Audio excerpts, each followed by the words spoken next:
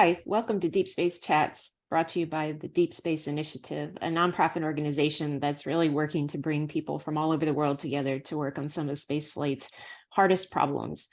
I'm Jennifer Fogarty. My guest host is Dr. Serena Anand, and the goal of this podcast series right now is to explore and discuss leadership traits. We're going to talk about our experiences as well as those of our future guests. We're going to talk about some responsibilities for development of leadership traits and understand what they are and how to use them. And we want to really weave in the concept that there's a reciprocal process to leadership, which is followership, which is equally important. So hopefully you'll find some interesting tidbits along the way, learn something, and you could even have some great questions that you'll be able to send us at the Deep Space Initiative.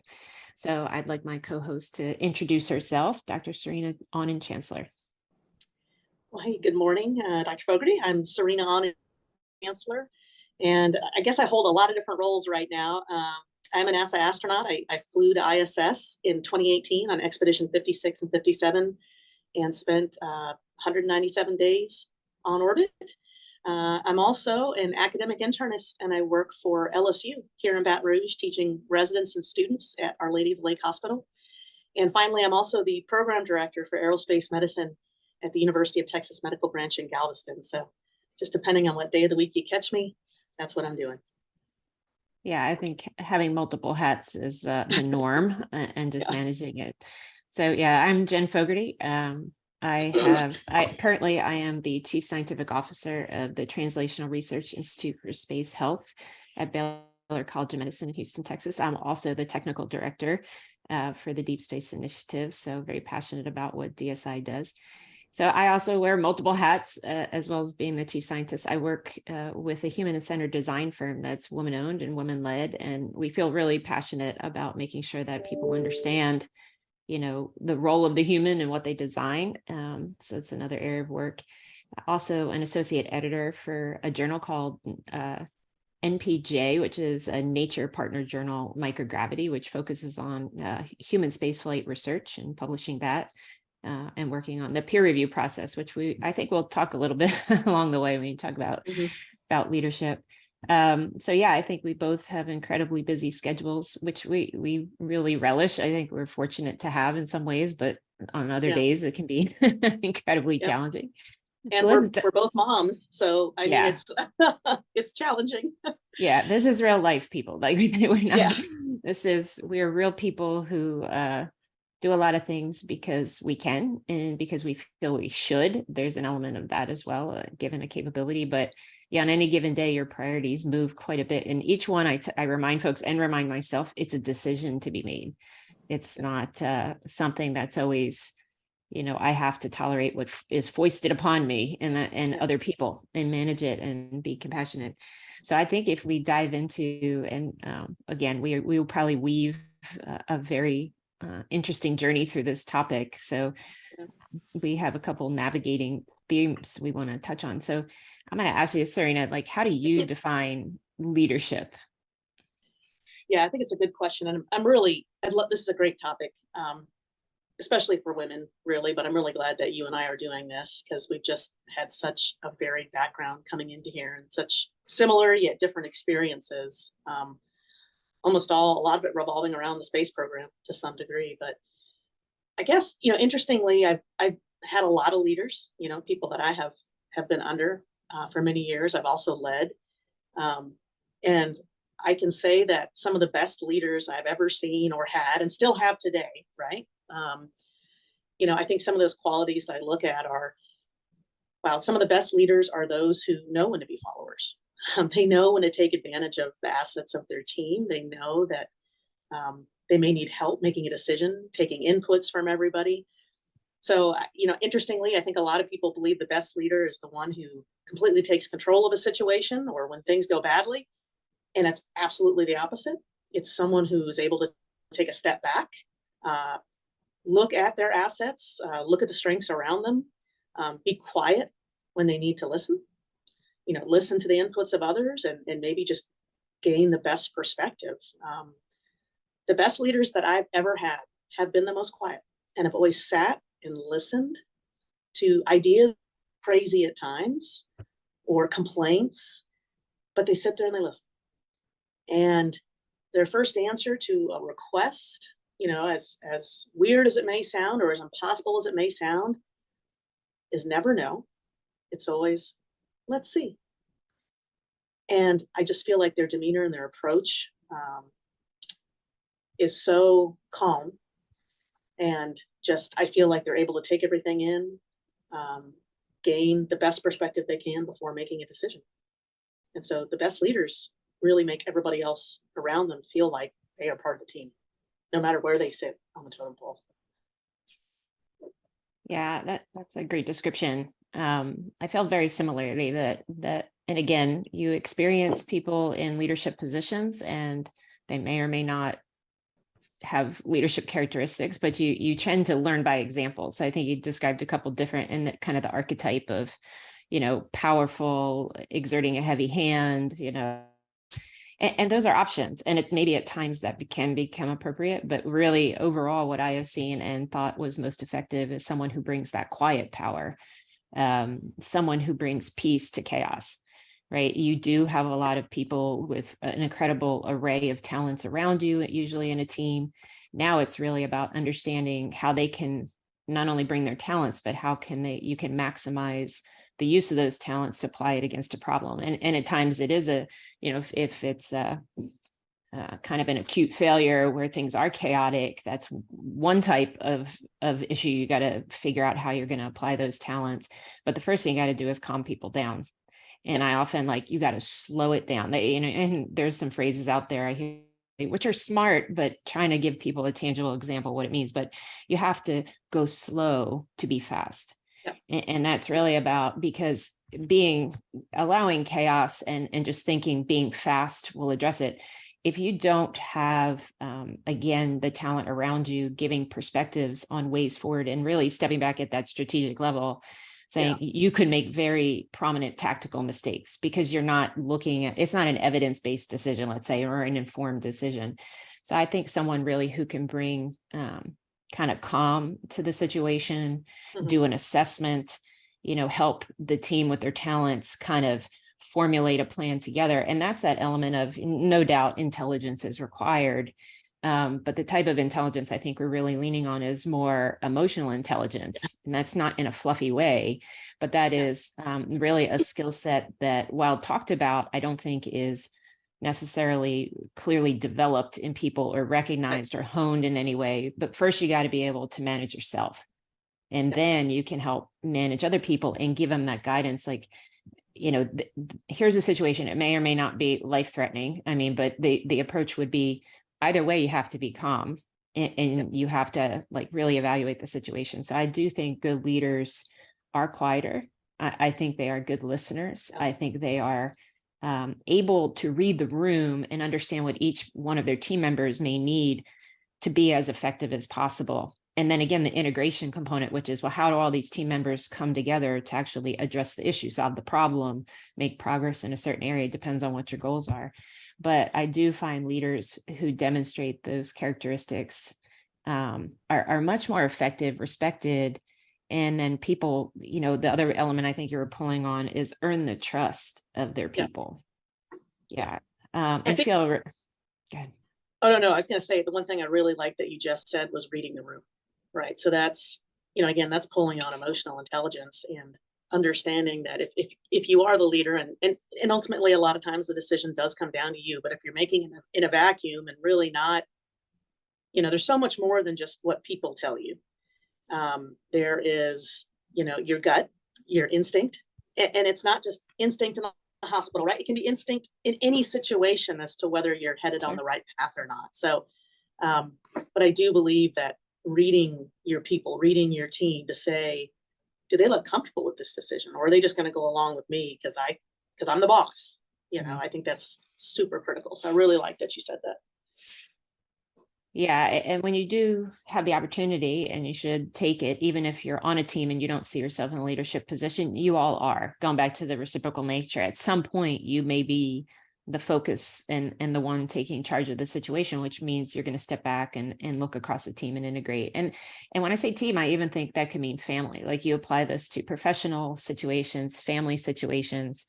the dynamics are what they are. They're always going to be different. At work or at home, like no two situations are the same. The same person isn't in the same emotional state or intellectual state on any given day. So it's a dynamic thing that you have to make peace with. Like this is an ongoing, capability that I continue to evolve. And a little bit of, whether it's a positive feedback loop or maybe we've gone off the rails a little bit, and how do we get us back? Like it is mostly recoverable. I would say you've worked in some areas where mistakes, in the extremeness of space, just anyone doing like in an extreme environment, the criticality is higher, which often raises some other issues about how people behave and the effects of their behavior. But where do you think, and you mentioned some of the leaders you've experienced, so kind of a juxtaposition of maybe one where you thought, really effective leadership, whether that was by you in a hospital setting or doing a spaceflight mission or even during your training, versus where you could watch things kind of go away from good and I do in my head, like, well, how am I going to navigate this to help get this back? So like an example of really good leadership that you felt was strong and on the mark, and another one where you're like, I think that could have gone better. I'll be honest, when I was on orbit, Drew Feustel was our commander, and I thought he did a fantastic job of, he was the commander during that time frame, but he was very clear up front that, hey, yes, I am the commander in title, and I will help make decisions, but this is a team effort or team approach. And if there's something that occurs, let's say, for example, I was one of the chief medical officers in the medical realm. He's like, I am going to defer to you, or I will defer to you in certain parts of station where you are considered the expert on that module. So I like the fact that he verbalized that. The thing I also like that he did is if there was any conflict, no matter how minor, and when I say, people say, well, what kind of conflict was there on station? Well, this is going to sound really stupid, but we have ARED, which is our advanced resistive exercise device. And when you're done using it, you tie down the arms with these little Velcro straps. And they're, you can tie it down. And for a while, someone was tying it down where the next person that came in had to really dig and dig and dig and dig. And it was just this annoying thing that started to eat away at everybody else on the crew because someone was doing this. But I like the fact that he said, you know what, we're going to, any conflict, no matter how small, because it can grow, we're going to just bring it out in the open. And so we would do that at dinner time, or he would call the crew over to Node 1 and say, let's talk about this now. So he was very good at approaching conflict early within a team, even if it was a seemingly minor incident, because those little things grow so quickly and can eat away at the morale. And it's not just ISS, right? I've seen teams break down in the hospital and they don't talk to each other. I'm sure, Jen, you've seen that too. So I really like the fact that that leader always has that perspective where he's looking at how everybody's interacting. And is there any outside insult coming in that she or he has to say, how do we get rid of this? How do we mitigate this right now? So that's probably one of my best examples of good leadership. That's an excellent example. I think the point you made that small things, I think people underestimate those small things, especially, like when someone's consistently inconsiderate, and to dawn on people, like I realize like they may not realize it, for whatever reason and whatever it is they're doing, that if you can bring it to their attention and help them see the impact of what they're doing and the perspective of others, especially in a setting where you are living and working together 24/7, those can build up pretty quickly. So to face those things early and often are important, just to maintain a baseline of cooperation, that I think was very insightful on his part. So that's a really nice thing to hear. Agreed. I guess an example of, I wouldn't call it bad leadership. I would call it leadership that, boy, I'm not even sure how to word it, but I'll give you the example. When COVID first hit, right, it was very scary for everybody to be in the hospital. A nurse, a physician, ultrasound tech, anybody who had to be there around patients, fully geared up. It was very unknown as to how this disease was going to take its course in everybody. And I think there was so much fear across the medical community that you saw several groups who would not refuse to see patients, but do it in a very limited manner and kind of push that task off to others and say, well, that's your job. this is my job, and I'm not naming particular groups just because I don't think that's fair, and I'm not trying to attack anybody.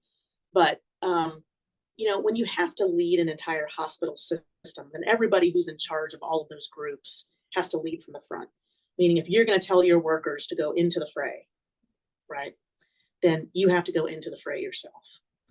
As scary as that is.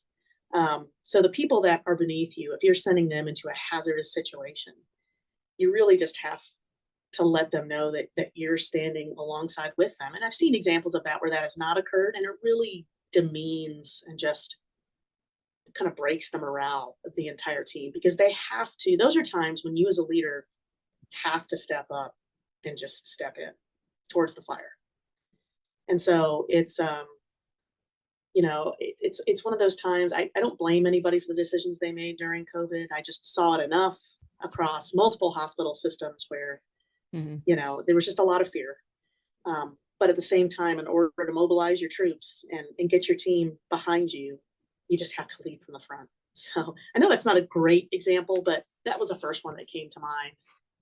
Yeah, no, I think that it is great. I mean, you can come across, everyone has an experience. They may not recognize it as, Yeah, in terms of and I get the phrase is failure of leadership, but even leaders are fallible, right? In a yeah, dynamic and unknown experience like the pandemic, the stress and strain that was occurring were at magnitudes that people had, it had been 100+ years ago, yeah, yeah, that anything like that had occurred. So although you can read about it without some experience base of going into a theater, a venue, you know what I mean, that in the big, like, could be a geographic issue, but to actually put yourself, and you've mentioned this before, learning to become uncomfortable yeah, and maintaining your self-control as a leader when you're going to go into a situation. There are going to be a lot of unknowns, so none of you have the experience base to work off of. You may have examples from the past again, but you don't have certainty, and that's common in life. But you have to manage yourself in a way that says, regardless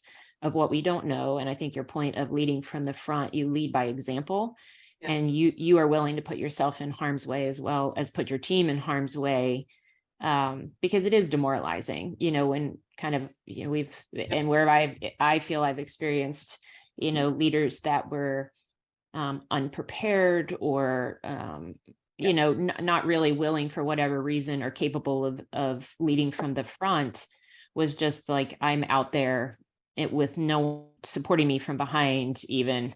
And the energy it takes to do the job, then you're like, well, instead of it, feeling like the gas tank is 80% full by the time I'm done, that job is like 20% full, but I yeah, still have 80% of the job to do. This huge mismatch starts to occur, and right, and if left unchecked, and I think you saw it during the pandemic, particularly in the medical domain, that leads to both near-term consequences, which is people walking away because yeah, they're incapable of dealing with that on a daily basis.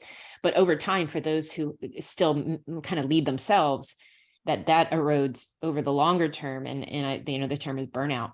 And yeah, right now, I've been working with some folks to find medical care, and and physicians and yeah, healthcare workers, nurses are struggling, yeah, right? It's been 3 years, a lot of unknown, a lot of, social unrest around it, and other issues that have, people's behavior has been not good when they come in, the yeah, battles that have occurred. So the strong leadership definitely has been lacking overall. And I think we've all yeah, seen it, but, trying to pull on, and like you said, I try to look forward, like, and learn from what's happened in the past, but not criticize yeah, the people who are in it. Maybe they didn't have the right, skills, maybe they didn't have the resources. They could exactly. have been doing the best they could have been doing with what they had. But that means we have to change the parameters, so the next time we walk into a similar situation, we can have the right resources. I always say, Mhm. like, failing for the right reason, and I get a little descriptive on this, is productive. Not Yes, not that the failure itself doesn't have consequences, but you learn from it. When you yeah, fail for the wrong reason, and a lot of those have to do with misaligned objectives and agendas yeah, or politics, and those to me can end up being tragic, because what you learn from it is distorted by its context, Like, and so the complexity of the pandemic in healthcare is really Yeah. probably something to unpack, and probably a whole series on its own, with a lot of different professionals that can weigh on components of that. So how do we not do this again? How do we get out of this? I think there's still people are very unsettled, unclear. The environment changes regularly in terms of the tone about, where we are with risk posture for the pandemic. And there's a lot of frustration over just, your life being disrupted for 3 years, and we want to get back to some normal. And you're like, it may Yeah. be different going here forward, but where is the honest speak of leadership that could help lead So nations, the globe? interestingly, I'm glad you said that, because I think about, there are times where I'm standing there and I think, with everything we've been through the past 3 years with the pandemic, have we sat down and had a no kidding debrief, right? Like at NASA, we do this all the time. We brief and we debrief. And I've tried to bring that philosophy into the hospital, where if there's an event that occurs with a patient, no matter how minor, or if something occurs where the team should have made a different decision, I sit the team down after everything's been stabilized and done and say, let's just talk about this. And so what we're doing is a debrief. They don't know that we're doing that, but we're doing that. And I was fascinated at the fact that residents and students would come up to me afterwards and say, I really like the fact that we did this. I've never done this before. So it's a philosophy that I think industry I think industry uses a lot. At least I know the space program does. And we certainly do it in the astronaut corps. It's just kind of ingrained into everything that we do. But how do we let that permeate, through to different aspects of American life or business or academia? And so I found that some of the best leaders sort of do that naturally, where they take that step back and say, hey, let's look at this. What happened? Where did we, like you said, there's good ways to fail and bad ways to fail. And so when I do a debrief after a mishap, right, we'll call it a mishap. That's what we call it in the aviation world. We can call it a close call. We go over the things that went well and the things that didn't go well. So I don't believe that a debrief ever has to be negative. So I think a good leader also focuses on the things that we did do well, right? To make sure that there's no, imbalance there between, I guess I call it negative and positive energy for the team. So, but I think with COVID, at least I feel like we haven't done that. And if we have, then that hasn't gotten out to the masses. Like whoever had that debrief, it hasn't gotten out. And people say, well, we're not through it. Well, we can get so far beyond the event that it almost becomes, OBE. Yeah. And it's not worth doing, So I feel like it's up to a good leader to even periodically debrief as the event is occurring, to say, are we all on the same page here? Oh yeah, there's definitely been discrete phases of the pandemic where even globally, it would be very beneficial to have, and there are international meetings where such a debrief could be done, or at least discussed publicly, because different countries have approached it differently, and we can learn from each other. I get the sizes of population, the demographics are different, and you say there's limitations.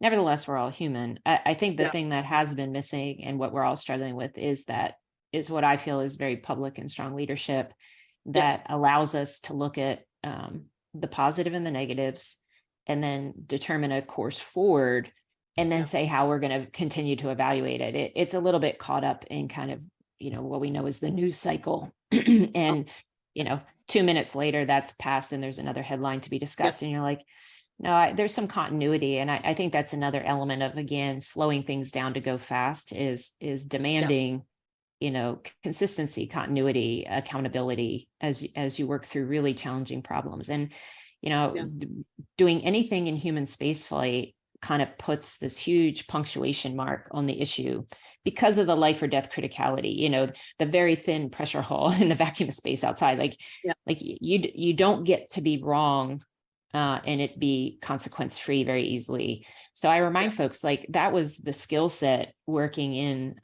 human spaceflight and aerospace, that the approach and kind of the way you have to brief and debrief things and do risk assessment across risks. You don't just get to talk about one risk at a time, like comparing the issue with whether you you lock people down and shut down the economy versus having food to eat. Like they're not mutually exclusive events. You can't Correct.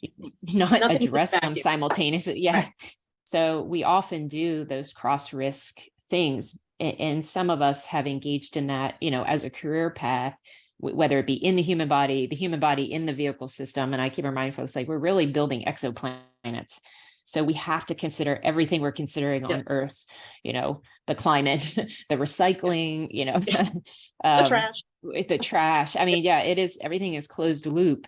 And so you Yes. really have to do your damnedest to get the information and demand discipline from yourself and others to work the problem and be very honest about the good, the bad, and that it's not shameful to discuss things that didn't go well. Those are the most important to debrief.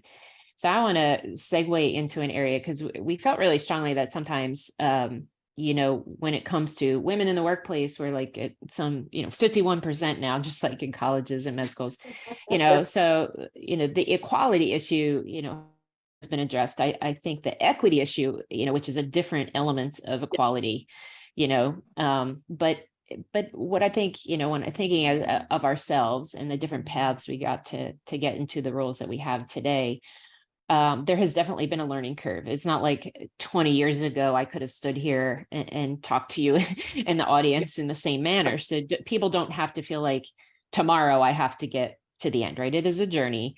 Allow yourself to learn over time. But one of the areas I think some people struggle with more than others, and I do mentor a lot of women about this, and this has differences because of cultural issues or even self-perception issues. But how do you individually, because I struggle a little bit with personal versus kind of sex differences and how that's going to play out over time. But regardless of whether, you're a male or a female, when you're in this kind of professional setting, the ability to become vocal, independent, and confident, but still maintain that idea of, I'm leading a team, going that quiet power that allows you to be vocal, independent, and kind of confident so that you can defend a position, but you still have that emotional intelligence to have consensus and the team buys into it. They don't, and manage that like, well, I agree to disagree, but someone's in charge and we have to go, when you negotiate across a lot of things, because that's probably the most stressful events when you've got this internal battle of I have to lead, I got to listen. There's a lot of demanding requirements, I think, going on simultaneously. So how would you describe that for yourself as a woman leader? Yeah. So, I feel like one of my biggest jobs, especially here in academia, right, whether it's at LSU or UTMB, yes, I am one of the leaders, but I have to empower, right? So I have to be able to empower all these learners at different levels below me how to make decisions. And like you said, how to be comfortable with being uncomfortable. So even a simple question of, hey, do you think this patient's ready to go home today? What do you think? And I'll ask these questions on purpose to make them uncomfortable because I'm uncomfortable. And so it's a very delicate balance that I play in the hospital. It's a big team. When we approach a patient's bedside, the entire team, it's like the small herd that enters the room. I try to read the room with the patient very quickly, meaning, is this patient uncomfortable with this number of patients or with this number of, physicians or student learners in the room? Are they happy to see everybody? What level of understanding do I think I'm going to have here? How much explanation, how much time am I going to need to spend? How are they emotionally? It is probably one of the main things that's helped me fine tune, I think, my emotional intelligence over the years is just trying to read patients where they're at so that I can figure out the best approach. The thing that I've consistently encountered, not to a huge degree, but it is there, is I will walk in the room and it still happens. People will look at me and assume I am not in charge because I am the woman. And they'll look to some of the men on the team, even though they may be the lowest tier medical student you could possibly find with a shorter coat. And they'll assume that that person is the leader. So what I've started to do, actually, I've been doing this for about 2 years.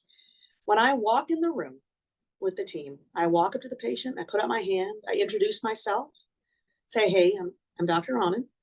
I am the boss. Buck stops with me. But this is your team. These are the people that you saw very early this morning. and we're going to talk about what our plan is today. So I started doing that so that there was a very clear hierarchy for the patient. I think the patient appreciated it because they know if they're upset about something, they know who to go to. But then at that point, there's always a small couch in the patient's room. I'll talk a little bit, and then I'll sit back on the couch and I'll let the senior resident, who I'm trying to empower the most to be that communicator, to be in charge, talk over the plan. Even if it gets really uncomfortable in the room and I'm itching to step in, I let them go through it. So, because it's what you got to do. I can't be the only voice heard in that room. So, that's I one think, use. yeah, no, you brought up some really good things, especially, and again, two women who have, developed in the aerospace industry and went through a lot of different experiences, and it probably parallels a lot of other folks and what they go through. So I think, the key there, a couple key things, you're educating a couple people simultaneously in a very subtle way, which is, again, leans on that emotional intelligence. Like, to come in, you can come in just like they call it, like a bull in a china shop, and kind of overt ego, style. And that's a one way to do it. You got to remember how people are perceiving it. You may not totally understand, but it may get across like the I'm in charge thing. The part that you did with that is key, I think, is one, educate people that you are there. That should be unequivocal, and that's how I feel like, how you carry yourself into a room. And part of that is being comfortable with yourself. And that does take a process like of maturation and learning. And you do have to put yourself in situations where maybe you're less than comfortable, but also that you've developed the skills you're relying on to say, no, I've got the capabilities. Now I'm going to take the role and lead the room. And I'm going to expressly tell you that I am in charge, because it's about being responsible, not being about controlling everything. So you do the other part, which is I'm the responsible party. So if there's any question, this is unequivocal, you can come to me and I will assist you with the team to get this solved. But then you stepped back and let the team play their role, because that's the job of the leader. And this is interesting because it's playing out in front of the patient, which in a lot of other places, the meetings are behind closed doors, but the same dynamic has to occur. Like, the team should know that ultimately you're responsible to make the decision, because you're integrating across all of them. It's kind of like a systems engineering approach. Many things are important, but the resources are finite, so you're going to negotiate what the best possible outcome is across all the demands versus all the resources. And I mean those in the most generic terms. They could be people, time, money, so, but stepping back and letting the team do their thing and let them work through it, because the other phrase you used with your team is empowerment, because our job is also, and that goes back to with great power comes great responsibility, to build the next generation of leaders. And who are they, and who wants to be that? I also want to be respectful of, like, there are people that are great at what they do, but they want to be an individual contributor, and they're very good at it.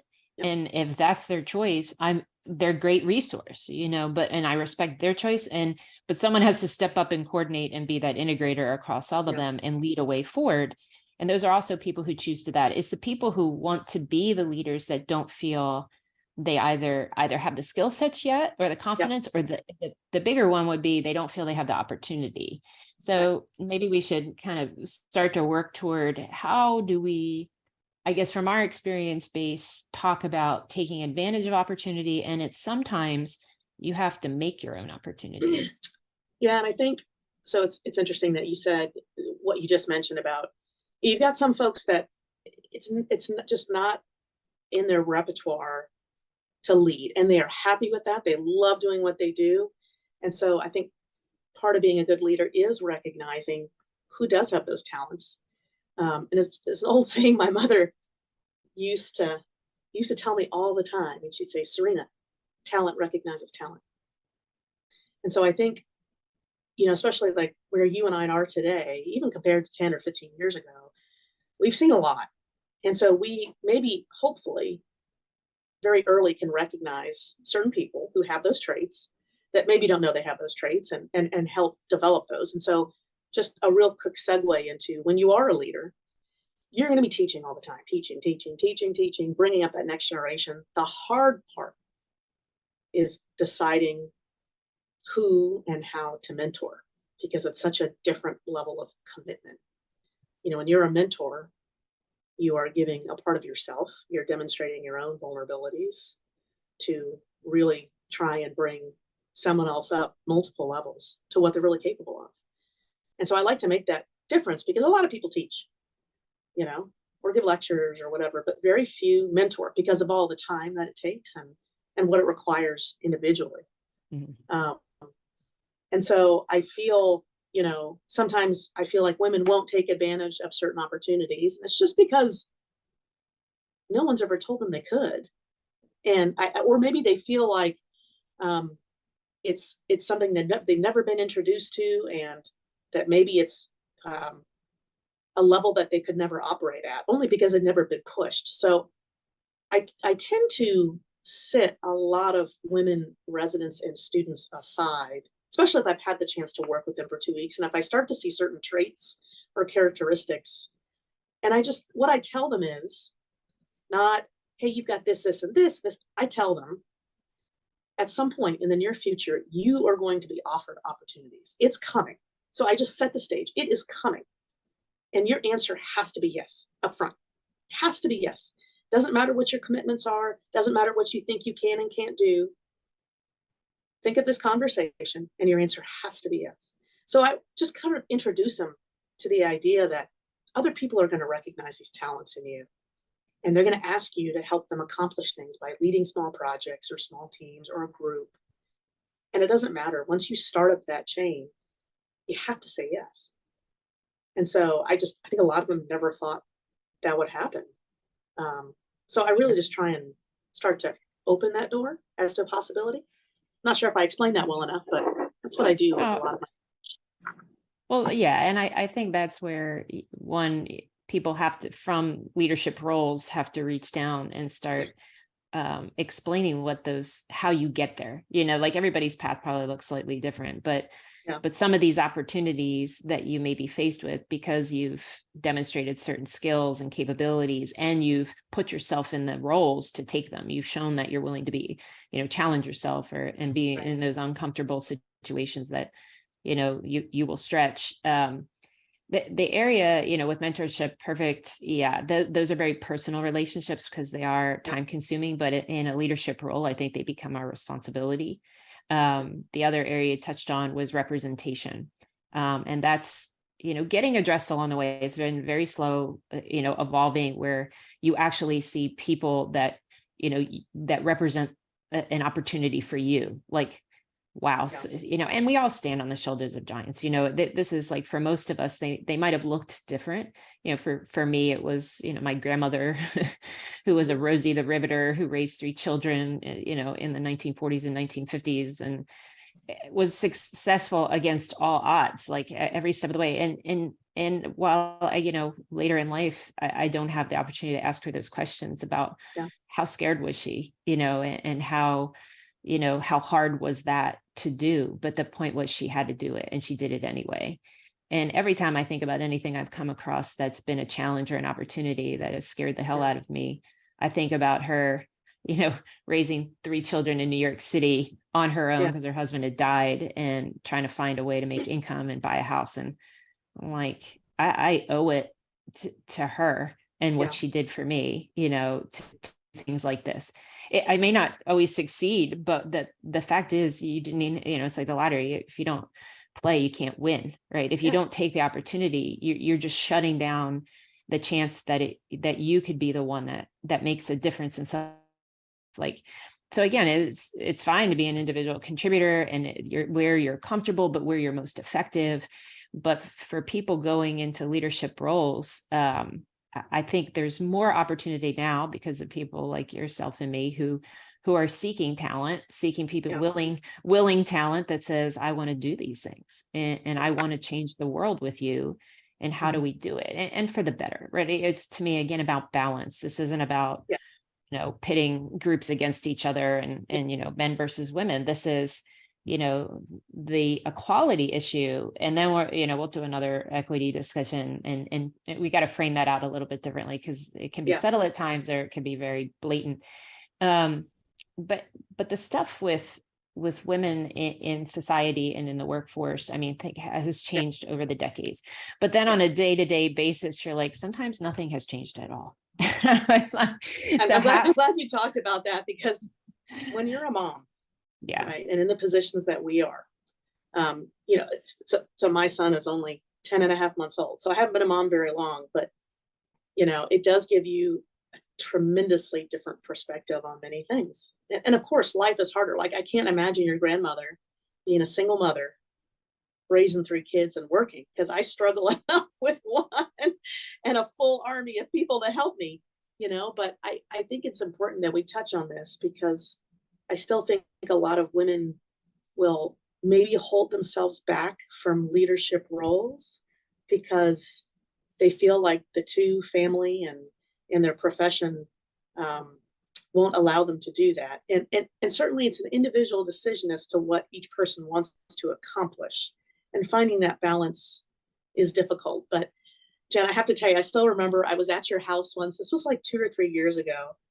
And it was time for the dogs to eat. And so you were prepping the food. And I just can't remember which dog it was. I don't think it was Spike, but it was the older one, very big, a lot of joint problems. And you held his bowl up because he wouldn't eat off the floor. So you held his bowl up. Spike, it was Spike, yeah, for him to eat. And I was watching you do this. And we're both dog lovers, but at home, I remember you turned and looked at me and you said, "And I am the chief scientist, but I hold the bowl for him to eat." And it's just, it's a role, it's a balance. At home, you are mom, you are a spouse, you are, mother to furry animals. And how do you, one thing I wanted to ask you was, how do you find that balance? I mean, you have a 16-year-old, you've been doing this a long time.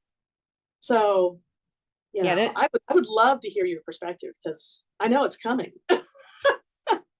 So I loved every phase of watching my son grow and being responsible, and you've been there along the way as well, and watching him change. I mean, it's a fascinating experience. I adore him and our family. I think I had to get very comfortable at being less than perfect along the way, because balance means not, and this is an interesting segue into like what we talk about with spaceflight adaptation, was my opinion and hypothesis, as a scientist, that I test by funding other people to go do work and bring data to the world. Interesting dynamic on science strategist in the future that's different than other scientists. But the idea is, if you're too optimized for any one thing, right? If you over specialize, you are not well suited for dynamic change. And this is an evolutionary truth, right? Yes.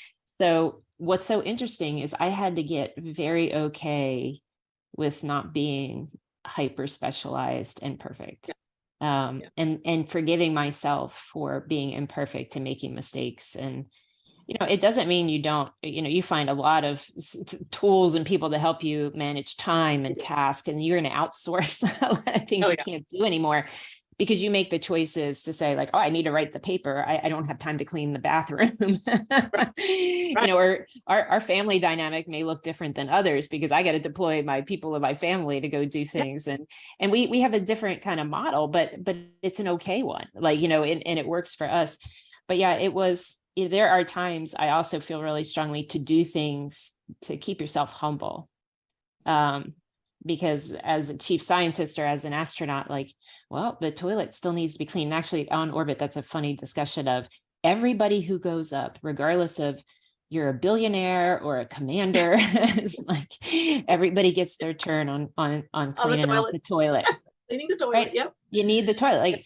Like so there. And that's part of leadership. Like, I would not give a job to someone that I would not do myself, which is what you talked about in healthcare. Absolutely. And while I can't do it every day with you, that doesn't make sense in terms of deploying people and skill sets. The point is, you have seen it and I would do it, and I understand what it takes, and I can have real empathy for it. And I have empathy for the really hard decisions that need to be made across career and family and other pursuits. We are multidimensional people. I'm not 2 dimensions standing here that I only do chiefs. They may only see me in one role, but my life is chaos sometimes, like everyone else's. And I get to choose. And I started doing some work in the past couple of years when my workload really got extreme, that I had to find a way mentally to manage myself, and the idea of how I'm going to make these choices, and they are actually deliberate. Even what I don't do, but what I do, which is a bad habit, and I have to rein in. I'll tell everybody, this is like the worst kept secret now. It's going to go public on a podcast. Is I really take on too much. And that's when you start letting everybody down. So the upfront, the fix for that is to really set expectations differently with people. I know a lot of people need things, but I can be effective, like through this podcast. I can talk to many people, you and I, right? Versus I can only mentor a couple because of the time you mentioned that it takes to do that job. And so when you deal with scarce resources like that, like your time, you really have to figure out, and I think that's where guidance and mentorship and leadership from someone else who maybe has been through it really helps you. Well, what tools did you use, or how did you make these choices? Not that someone's dictating you their choices, but you start to understand what those choices actually are. So it's fascinating, but yes, along the way, raising a child is actually this microcosm of like understanding humanity, because they come in, they are not a blank slate. They, that's an interesting thing that and a whole nother podcast topic, right? What is hardwired in, in certain things, but that's, that's a baseline. So you say not a blank slate, but they come in with this baseline that you have to respect as a human.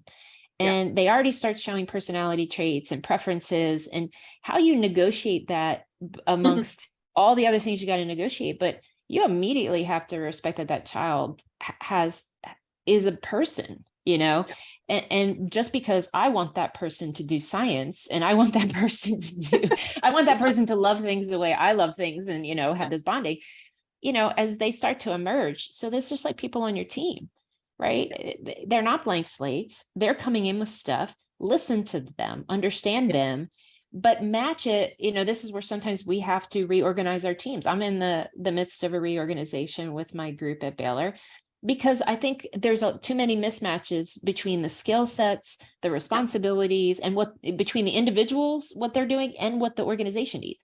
Well, folks, I don't have to fire people. I just got to reorganize so people are more aligned.